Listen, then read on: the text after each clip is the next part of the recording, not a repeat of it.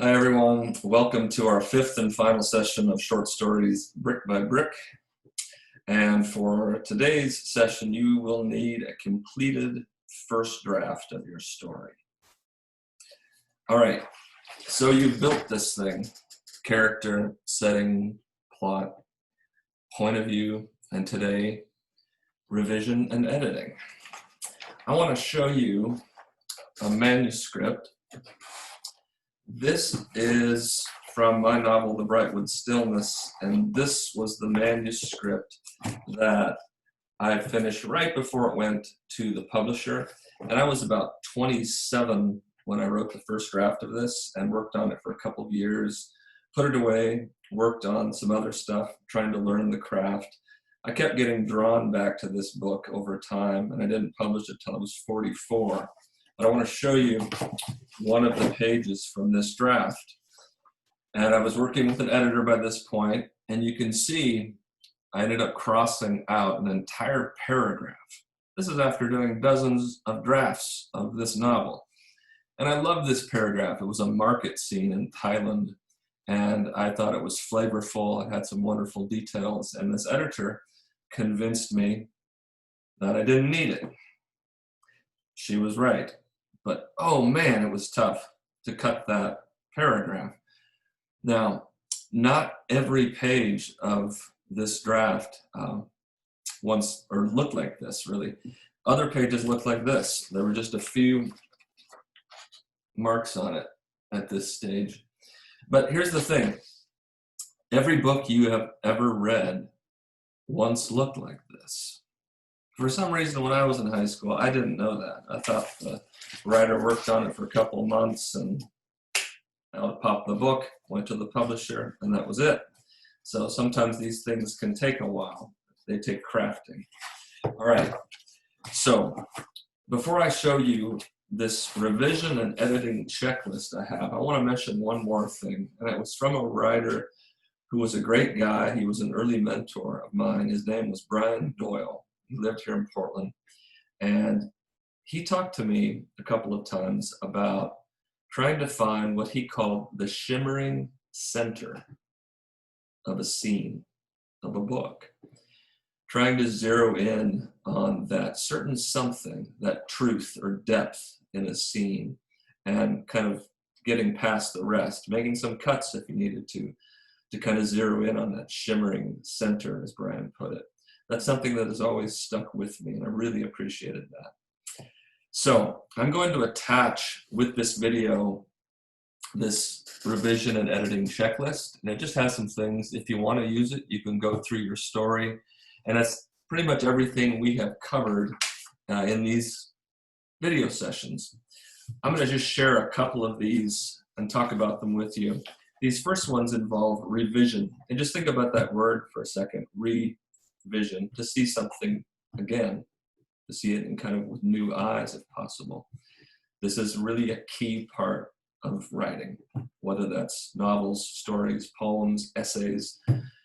Editing is kind of the nitty-gritty, things like spelling, which we'll talk about in a second. No less important than revision, especially for final drafts, okay? So we talked about your first sentence.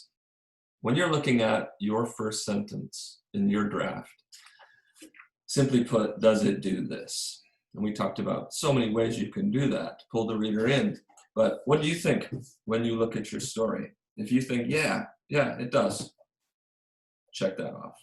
If you just have that sense after reading through it a few times that you just don't know, you're not sure, maybe you might try writing a new first sentence. See if you like it better. Be playful. If you don't, okay, but you might. All right. What about your characters in your story? When you're reading through this draft, do they seem full and real? Do you need to add a detail or two to possibly bring those people to life more? Just check it out. And what about your settings? In each scene in your story, did you include some sensory details like we talked about? What things look like or smell like or sound like or feel like, or maybe even a taste? Do you need to add any details? Is there some sort of an obstacle Are there obstacles for your character? Maybe you have more than one. Most of you will be able to just check that off. You thought about this, you thought about what your character cares about, a person or a thing, an activity, and you thought of something that could get in the way. If you're reading through your draft and you don't really sense any obstacles, you might go back and just slow down a bit and think about what your character most cares about and what could possibly get in the way. And finally, in the editing realm, spelling.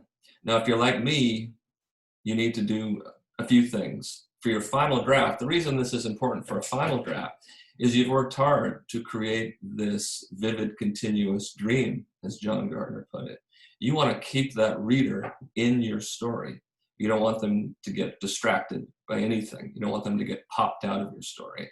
So for final draft, spelling's important. So there's spell check. I use spell check. I also have this old Webster's dictionary with the duct tape spine that I turn to a lot. I think dictionaries are amazing. They kind of smell good too. But you can look up words. They're much smaller dictionaries, desktop dictionaries too. And then last but not least, I try to choose someone whom I trust to read my work. And ideally, that person's a pretty decent speller. So if they're reading along and they happen to think that a word might be misspelled, I ask them just to circle it. And that way I can look it up just to make sure. Now, a quick note on getting a second reader for your story. I would really recommend it, a fresh set of eyes, but you want to trust this person. You don't want to choose somebody who is going to be mean at all. You can choose someone who's going to be direct. That's good, but not mean. So for example, a helpful comment might be, someone reads the first page of my story and they say, something is happening right away. You pulled me right in, but I couldn't get a sense of where they are. Could you add a sentence or two about setting? There's a helpful comment. I need to slow down and situate the reader first. Okay, so choose that person carefully. What else? I would like you also to consider, after you do your final draft, consider submitting your work for the Writers in the School's yearly anthology. This is last year's anthology, To Break the Stillness.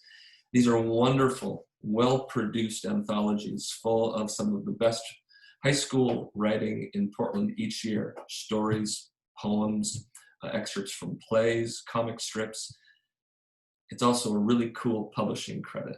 And I will attach, I'll put a link in the handout for this session. There's a permission slip that you need to go through and get clearance for, and then you can send in your finished work to get published. So here's the one from the year before. Change cannot be tamed. I love seeing my students work in here. And this production shows up at Portland Book Festival. It shows up in bookstores.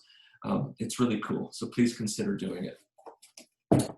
All right, before we say goodbye for now, I am going to read a poem to you.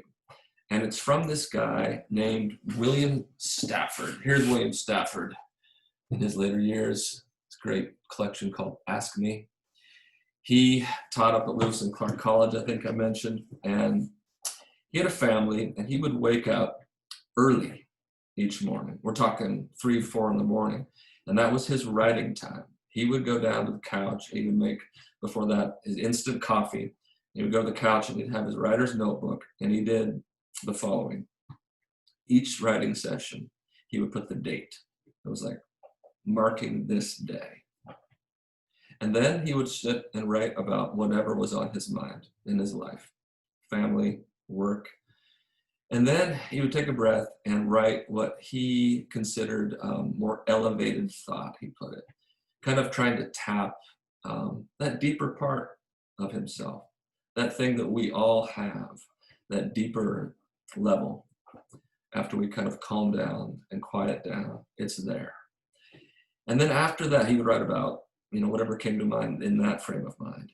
And then he would launch into a draft of a poem. He did this every day for 40 years. At the end of his life, he had published about 60 books. most of them books of poetry. Now, here's the thing that was really interesting to me too, is he would type up one poem out of every 8. Think about that. One time out of 8, there would be that certain something in a poem, that glimmer, that shimmering center that he would want to pursue and bring out through drafting. In this book, Ask Me, by the way, in the front, there is a copy of his notebook entry. This is from 11th of December, 1974, and this is the first draft of a famous poem he wrote called Ask Me. And you can see even on that draft, he's fiddling around a bit, crossing out some words or lines. And this is how it looks, right? So before I read this poem called Just Thinking, I'll say to you, good luck with that final draft. Keep on writing. Writing takes practice. Keep a journal. Read a lot. Whatever you can find. There's so much good stuff out there. Talk to librarians. Tell them what you like. Any other recommendations you might have? They love that question.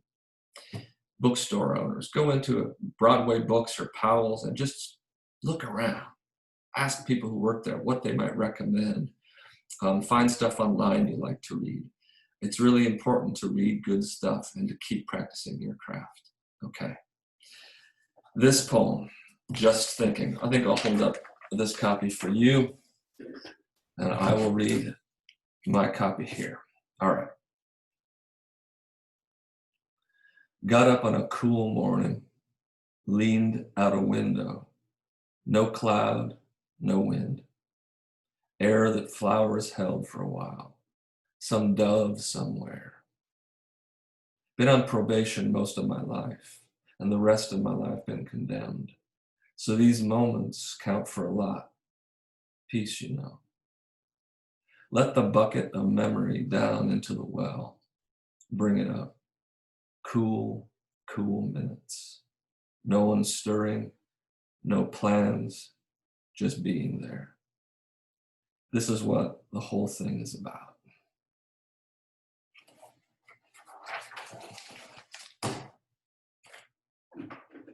Okay, friends. With that, take good care.